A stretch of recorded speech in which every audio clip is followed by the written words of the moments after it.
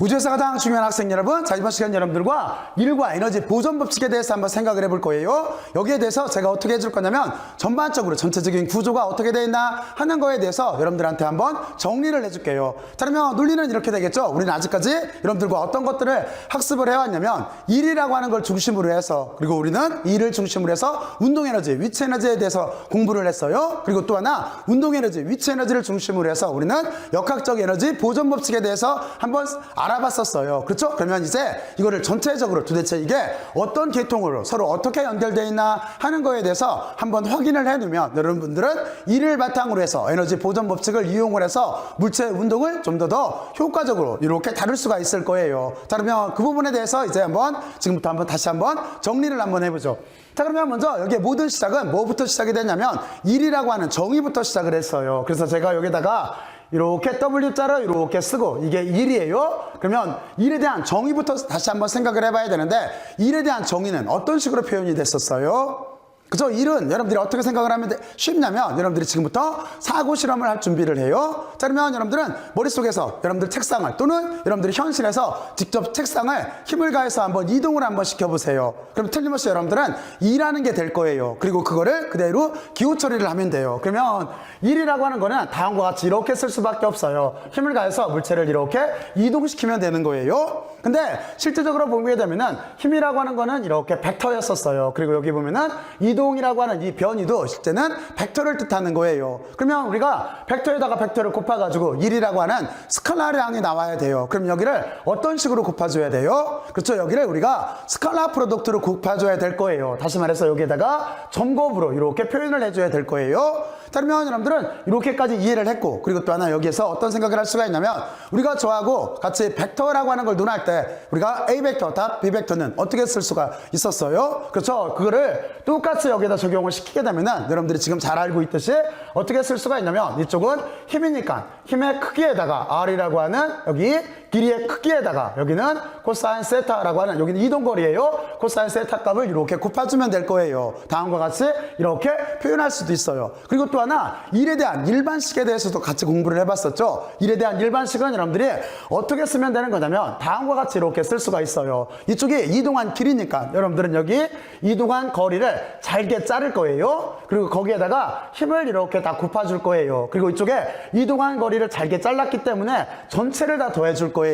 전체를 다. 자, 그리고 우리는 어떻게 생각할 수가 있냐면 이제 힘이라고 하는 자체는 실제는 벡터였었어요. 그리고 여기에 이동한 길이라고 하는 것도 잘게 잘랐지만 실제는 여기가 이렇게 미소 길이 벡터로 이렇게 만들 수가 있어요. 그리고 조금 전에 이쪽이 스칼라량이기 때문에 점곱을 취해줘야 된다라고 했어요. 그래서 여러분들은 여기에다가 이렇게 점곱을 취해주고, 그리고 마지막으로 하나 남은 게 어떤 거예요? 그렇죠? 우리가 무언가를 논할 때는 시작과 끝이 있어야 되겠죠. 그래서 여기가 시작, 그리고 이렇게 끝이라고 하는 이걸 이렇게 표현을 해주면 이게 일에 대한 일반적인 정의가 되는 거예요. 자, 그러면 여러분들은 여기까지 논리전개를 이해를 했죠. 자, 이렇게 해놓고 나서 우리는 그 뒤에 운동에너지, 위치에너지라고 하는 거를 어떻게 찾아냈어요? 바로 어떻게 찾아냈냐면 여러분들은 여기에 있는 힘이 도대체 무엇일까 하는 거에 대해서 여기를 생각을 해보고, 그리고 그걸 이용을 해서 우리는 운동에너지, 위치에너지라고 하는 걸 증명을 했었어요. 그렇잖아요? 자, 그러면 여러분들은 이제 여기에서 이제 여기에 힘을 찾아야 되는데 힘도 어떻게 찾으면 되는 거냐면 이제 첫 번째 하나 사고 실험을 해보죠. 먼저 여러분들이 물체를 힘을 가해서 이동시킨다라고 생각을 해봐요. 머릿속으로 상상했어요. 그러면 그거를 그대로 시각화를 시키면 다음과 같이 이렇게 될 거예요. 지금 우리는 여기에는 힘을 찾는 중이에요. 힘이 도대체 무엇일까 하는 거를 찾는 중이에요. 그러면 여기가 어떤 면이라고 이렇게 생각을 하고 여기에 물체가 이렇게 있다라고 봐요. 그리고 이 물체의 질량을 M이라고 이렇게 봐요. 그렇죠? 자, 그러면 이 물체에다가 힘을 이렇게 가했어요. 그러면 이 물체는 속도를 가지고 또 하나 이쪽으로 변위를 가지고 여기가 속도, 그리고 또 하나 변위는 지금 보면은 델타 X라고 이렇게 쓸까요? 이렇게 이동하는 꼴이 될 거예요. 자, 그랬을 때 우리는 이거를 좀 더 뉴턴의 법칙에 맞게 표현을 하면 어떻게 표현할 수가 있냐면 틀림없이 물체가 이동하게 되면은, 그렇죠? 이렇게 변위가 발생하게 되면은 속도의 개념으로도 쓸 수가 있고, 그리고 이 속도의 개념을 가지고 우리는 가속도의 개념으로도 쓸 수가 있어요. 그러니까 여기다가 다시 어떻게 쓸 수가 있냐면 속도에 대한 시간 변화율로 이렇게 쓸 수가 있어요. 그러면 이 개념 자체는 가속도가 이렇게 되는 거예요. 그러면 여러분들이 조금 전에 우리가 사고 실험했던 이 현상 자체를, 그렇죠? 여기를 기호로 처리를 하게 되면 어떻게 되는 거냐면 힘이라고 하는 자체는 MA가 될 거예요. 그러니까 여기에서 우리가 잘 알고 있는 F 이퀄 MA에 따라서 이 물체는 움직인다라고 하는 결론을 내릴 수가 있어요. 자, 그래서 우리는 첫 번째로 여기에 들어갈 이렇게 힘을 찾았어요. 우리는 이 힘을 바탕으로 해서 여기에 있는 F 이퀄 MA라고 하는 이 힘을 바탕으로 해서 어떤 걸 논했냐면 물론 여기에서 지금 보면은 여기에서 힘은 물론 벡터예요. 그리고 또 하나 가속도도 물론 벡터예요. 그렇죠? 이 값을 여기다가 이렇게 대입을 하고 그리고 도트 프로덕트와 여기에 있는 변위를 가지고 우리는 여기를 계산을 해서 1과 어떤 관계를 찾아냈냐면 이렇게 1과 운동에너지라고 하는 게 서로 이렇게 변화량과 같다라고 하는 개념을 찾아냈었어요. 이 값을 여기다 넣어서 그렇죠? 자, 그리고 우리는 그러니까 결론은 이건 거죠. 1이라고 하는 것은 1이라고 하는 거는 운동 에너지의 변화량이 되는 거예요. 그리고 우리는 지금 요만큼 쓴 부분 여기를 또 다른 용어로 뭐라고 하냐면 여기가 우리가 1 운동 에너지 정리라고 해요. 1 운동 에너지 정리라고 이렇게 표현을 했었어요. 그러면 여러분들은 여기까지 이렇게 정리가 됐을 거고 그리고 여기에서 한 가지를 알고 있어야 되겠죠. 어떤 걸 알고 있어야 되는 거냐면 이때 K로 이렇게 썼던 여기에서 K로 썼던 운동 에너지라고 하는 개념은 어떤 값으로 나왔었냐면 2분의 1 m V의 제곱꼴로 이렇게 나왔다라고 하는 걸 여러분들은 여기다 대입을 해서 풀었을 때 다음과 같은 결론이 나왔다라고 하는 거를 이제 잘 이해를 하고 있을 거예요. 자, 그러면 이제 여러분들은 이제 물체가 다음과 같은 힘을 받아서 운동할 때를 논했어요. 근데 또 하나가 있어요. 어떤 게 있냐면 여기는 바로 이런 거겠죠. 어떤 물체가 이렇게 있다라고 했을 때 이 물체는 틀림없이 그대로 두면은 아래쪽으로 떨어지게 될 거예요. 그렇죠? 여기에 있는 이런 소프트볼 같은 공도 그냥 두면은 아래쪽으로 떨어지게 될 거예요. 이때는 어떻게 되는 거예요? 이때는 힘이 어떤 거예요? 중력인 거죠. 그래서 여러분들은 여기서 또 하나 힘을 찾을 수가 있어요. 자, 그러면 그거는 여러분들이 여기에다가 두 번째로 이렇게 실험 모델을 정하면은 사고 실험 모델을 정하면 물체가 이렇게 있고 물체는 질량을 가지고 있을 거예요. 그리고 그 물체는 아래쪽으로 이렇게 이동해서 움직이게 될 거예요. 그렇잖아요? 그랬을 때 우리는 지금 힘을 찾고 있는 중이기 때문에 여기서 힘이라고 하는 자체는 어떻게 쓸 수가 있냐면 질량이 있고 지구가 당기기 때문에 중력 가속도를 곱해주면 되겠죠. 그러니까 이쪽은 mg의 형태로 이렇게 쓸 수가 있어요. 근데 여기를 우리가 벡터로 표현을 하게 되면은 어떻게 쓸 수가 있냐면 여기를 이렇게 벡터로 썼어요. 벡터로 쓰게 되면은 여러분들은 여기가 벡터예요. 벡터.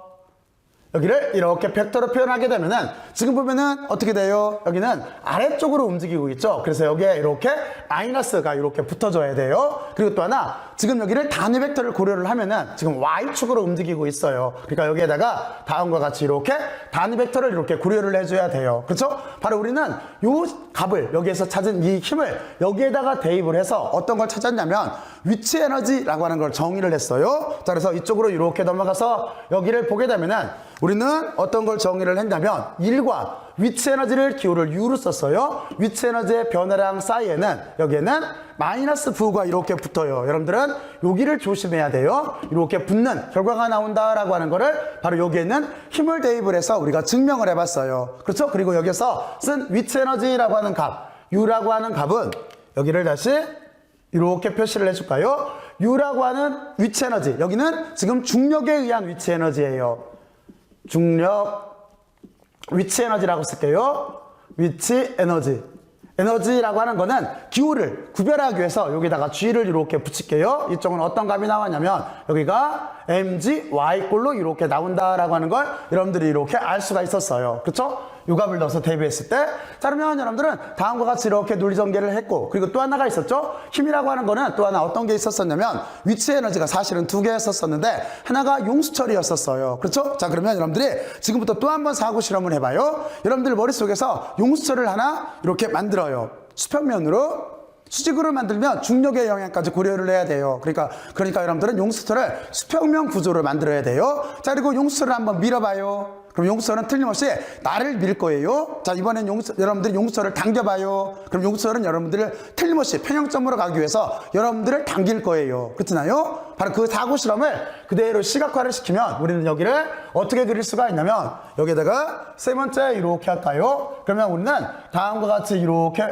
면을 하나 만들고 여기에다가 이렇게 용수철을 하나 달고 여기에 물체를 이렇게 놓을게요. 자, 그리고 지금 문제를 단순하게 하기 위해서 여기는 마찰이 없다라고 봐요. 그러면 틀림없이 용수철은 외력이 작동을 하지 않으면은 틀림없이 용수철은 어떻게 되는 거냐면 여기에 평형점에 있을 거예요.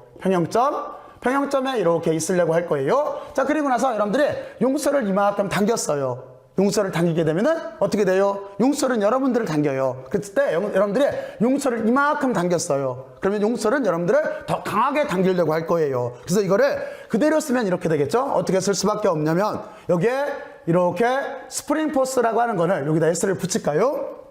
이쪽은 중력이기 때문에 G를 잠깐 붙여놓을게요. 이렇게 스프링 포스라고 하는 거는 어떻게 되는 거냐면 틀림없이 여러분들이 당기면 당길수록 용수철도 여러분들을 더 강하게 당기려고 할 거예요. 그러니까 틀림없이 여기는 변위에 이렇게 비례할 수밖에 없어요. 이쪽을 X축으로 잡을게요. 변위에 비례를 할 수밖에 없어요. 그리고 또 하나 비례하는 게 있어요. 어떤 거에 비례하냐면 용수철의 탄성 개수에 비례를 해요. 다시 말해서 이렇게 용수철 탄성 개수가 없는 거는 쉽게 늘릴 수가 있어요. 그렇죠? 그렇지만 용수철 탄성 개수에 따라서 아까보다 더 늘리기 어려울 수가 있는 거예요. 자, 그러면 여러분들은 틀림없이 이 실험 모델을 통해서 여기에 용수철의 탄성 개수에 비례를 한다라고 하는 걸 여러분들은 직관적으로 이렇게 쓸 수가 있어요. 자, 그런데 여기도 하나 특징이 있어요. 어떤 특징이 있냐면 여러분들이 여기서 이렇게 봤을 때 만약에 여러분들이 이렇게 당겨요. 여러분들을 외력이라고 볼게요. 그래서 여기를 어플라이드 포스라고 외력이라고 이렇게 본다면 용수철은 어떻게 하냐면 여러분들을 이쪽으로 이렇게 당겨요. 그렇죠? 그리고 만약에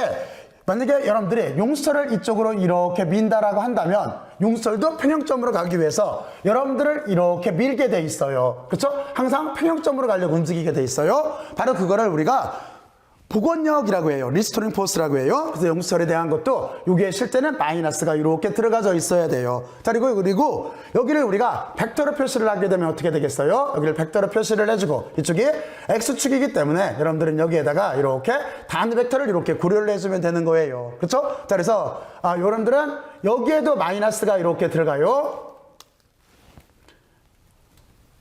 여기에도 마이너스는 제가 여기다가 이렇게 놓을게요. 그렇죠? 여기는 간단하게 여러분들이 이렇게 생각해도 돼요. 이쪽은 여러분들이 한 가지 가속도와 그렇죠? 중력 가속도 사이에는 여기에 마이너스가 이렇게 붙잖아요. 자, 그래서 이렇게 개념 자체를 이해를 해도 돼요. 하여튼 여기에도 마이너스가 이렇게 붙는 꼴로 들어가서 여러분들이 유압을 여기다 넣고 여기에다가 놓고 전개를 시키게 되면은 이쪽에다 써야 되겠죠? 여기에서 우리가 탄성에 의한 위치 에너지가 나와요. 탄성에 의한 위치 에너지도 똑같이 어떻게 나오는 거냐면 같은 형태로 나와요. 위치 에너지의 변화량이 1과 같은데 이게 마이너스가 붙는 형태로 나와요. 그리고 거기에 내부 함수는 어떻게 되는 거냐면 여기는 탄성 위치 에너지라고 써줄게요. G라고 써고 여기를 이렇게 놓고 여기를 스프링이기 때문에 S를 붙여줄게요. 여기는 어떤 값이 나왔냐면 2분의 1 KX의 제곱꼴로 이렇게 나왔어요. 그래서 우리가 눈하려고 하는 위치 에너지는 실제는 이렇게 중력에 의한 위치 에너지 그리고 탄성에 의한 위치 에너지로 두 개가 이렇게 나왔었어요.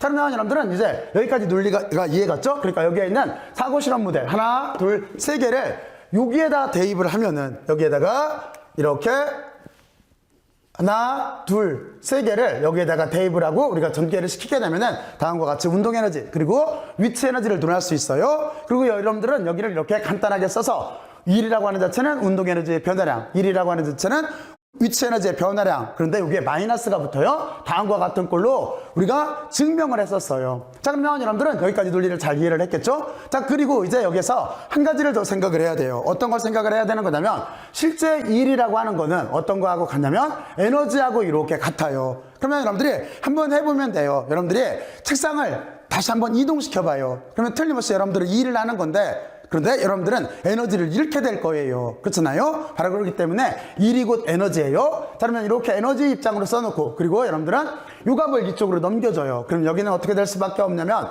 여기는 운동 에너지가 있었고 이쪽에 마이너스가 있으니까 이쪽은 플러스로 이렇게 바뀌고 이쪽에 위치 에너지의 term으로 이렇게 나올 거예요. 이게 어떤 걸 뜻하는 거냐면 여기가 에너지 보존 법칙이에요. 에너지 보존 법칙에 대한 식으로 이렇게 나왔어요. 그런데 우리가 여기를 좀 더 구체적으로 말하면 지금 이런 경우를 우리가 역학적 에너지라고 해요. 그래서 여기를 역학적 에너지 보존 법칙이라고 이렇게 논하는 거예요. 자, 그러면 여러분들은 이제 여기까지 논리전개가 갔죠? 자, 그리고 우리는 여기서 어떤 걸 해야 되는 거냐면 바로 여기에 있는 역학적 에너지 보존 법칙을 이용을 해서 물체의 운동을 기술해야 돼요. 기술을 할 때 어떤 걸 이용을 하면 되는 거냐면 우리는 등호를 중심으로 실제 에너지라고 하는 자체는 생성되지도 않고 소멸되지도 않아요. 단지 다른 형태로 바뀔 수가 있어요. 그렇죠? 바로 이 점에서 착안을 해서 우리는 등호를 중심으로 어떻게 쓸 수가 있냐면 초기에 모든 에너지가, 지금 모든은 운동 에너지, 위치 에너지를 뜻하는 거예요. 이게 나중 역학적 에너지로 바뀔 수 있다라고 하는 이 개념으로 이렇게 식을 바꿔 쓸 수가 있어요. 여기 여러분들 여기를 꼭 잘 이해를 하고 있어야 돼요. 그러니까 등호를 중심으로 아직까지 했던 논리를 정리하면은 초기 역학적 에너지는 나중 역학적 에너지로 바뀔 거예요. 그리고 그 둘 사이에는 에너지가 보존돼야 되기 때문에 서로 같다라고 놓을 수가 있을 거예요. 자, 그러면 여러분들은 이 개념을 이용해서 여기를 식으로 전개하면은 다음과 같이 쓸 수가 있겠죠? 여기를 식으로 전개하면 초기 역학적 에너지는 무엇이 있어요? 운동 에너지와 위치 에너지가 있을 테니까 여기는 2분의 1 mv의 제곱꼴인데 여기는 초기 속도가 되는 거죠. 그리고 또 하나, 만약에 중력에 의한 위치 에너지가 있었다라고 한다면 여러분들은 여기를 어떻게 쓰면 되는 거냐면 mgh인데 또는 mgy로 써도 돼요. 이쪽에서 우리가 mgy 이렇게 써도 되고 여기를 mgh로 이렇게 써도 돼요. 높이를 h로 놔도 되고 y로 놔도 돼요. mgh꼴로 이렇게 될 텐데 여기도 어떤 h냐면 어떤 높이냐면 초기 높이겠죠. 그러니까 초기 높이라고 이렇게 표시를 해주면 되는 거예요. 그리고 이쪽은 나중 역학적 에너지를 뜻해요. 그러니까 여기는 어떻게 되는 거냐면 여기는 2분의 1 mv의 제곱인데 이쪽은 틀림없이 나중 속도가 되는 걸 거예요. 그리고 여기도 똑같이 위치 에너지가 있다라고 한다면 mgh인데 여기는 나중 높이만큼 이렇게 써주면 될 거예요. 다음과 같은 식을 이용해서 우리는 물체의 현상을 분석할 수가 있어요. 그렇죠? 그리고 만약에 지금 여기는 운동 에너지하고 그리고 위치 에너지 사이에서 여기는 중력에 의한 위치 에너지를 논하고 있는데 만약에 용수철이 있다라고 한다면 여러분들은 이쪽을 이렇게 2분의 1 kx 쪽 x로 바꿔주면 돼요. 그리고 여기도 2분의 1 kx로 이렇게 바꿔주면 되는 거예요. 그리고 이쪽은 당연히 초기 변위가 될 테고 이쪽은 나중 변위로 이렇게 써주면 될 거예요. 또는 만약에 뭐 세 개가 다 같이 존재를 한다라고 한다면 이 세 개의 항목을 다 이렇게 고려를 해주면 되는 거예요. 자, 그러면 여기까지 이렇게 이해가 갔죠? 자, 그러면 여러분들은 여기까지 이렇게 잘 한번 지금부터 한번 정리들을 한번 해보세요. 이게 역학적 에너지 보존 법칙이고 바로 우리는 이 식을 이용을 해서 물체의 운동을 기술할 수가 있어요.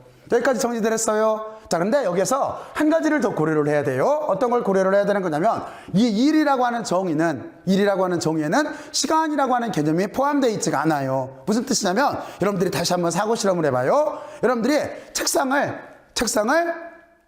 한번 옮겨봐요. 옮겼어요. 그랬을 때 만약에 책상을 10m 앞으로 옮긴다라고 했을 때 그 책상을 금방 빨리 옮길 수도 있지만 책상을 천천히 옮길 수도 있어요. 자, 그러면 두 가지 현상 중에서 어느 쪽이 더 효율이 좋은 걸까요? 일의 입장에서 본다면 책상을 빨리 옮긴 쪽이 효율이 좋은 거예요. 그렇잖아요? 바로 이런 개념을 우리가 일률이라고 하는 거예요. 그래서 여러분들은 여기서 한 가지를 다시 정의를 해놔야 돼요. 여기서 우리는 일률이라고 하는 개념을 정의를 해야 되는데 일률이라고 하는 거는 파워라고 해요. 그래서 여기를 대문자 P로 이렇게 써요. 자, 그리고 조금 전에 제가 얘기했던 그 현상을 그대로 기호 처리를 하면 돼요. 그러니까 여러분들 어떻게 쓸 수밖에 없냐면 일률이라고 하는 거는 이 일을 하기는 했는데 너 얼마나 빨리 일했니? 이렇게 질문을 하면은 이게 일률의 기본적인 정의가 되는 거예요.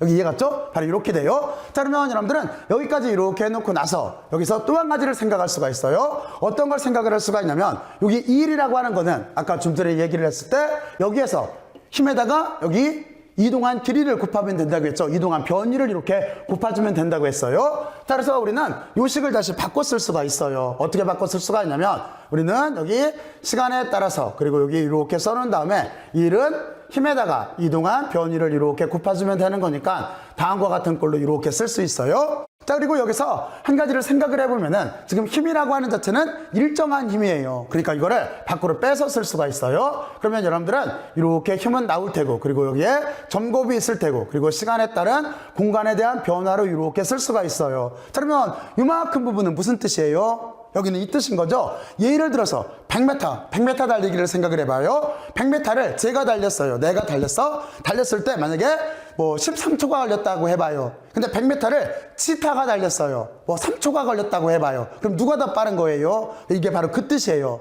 그러면 치타가 빠른 거예요. 치타의 속도가 빠른 거예요. 그러니까 여기는 속도에 대한 개념인 거예요. 그래서 여기를 우리가 어떻게 쓸 수가 있냐면 여기를 다음과 같이 힘과 속도 사이에 이렇게 스칼라 프로덕트로도 쓸 수가 있어요. 그래서 이 일에 대한 정의는 우리가 여기서 보듯이 기본적인 정의는 이 일을 하기는 했는데 너 얼마나 빨리 일했니? 이렇게 질문을 해서 이거를 일의 정의로 쓰고, 그리고 또 하나는 힘과 속도에 대한 텀으로도 이렇게 일의 정의를 쓸 수가 있어요. 그리고 일이라고 하는 자체는 이 결과에서 보면 알겠지만 스칼라량이에요. 스칼라량. 일의 정의는 다음과 같이 이렇게 두 가지의 형태로 쓸 수가 있어요.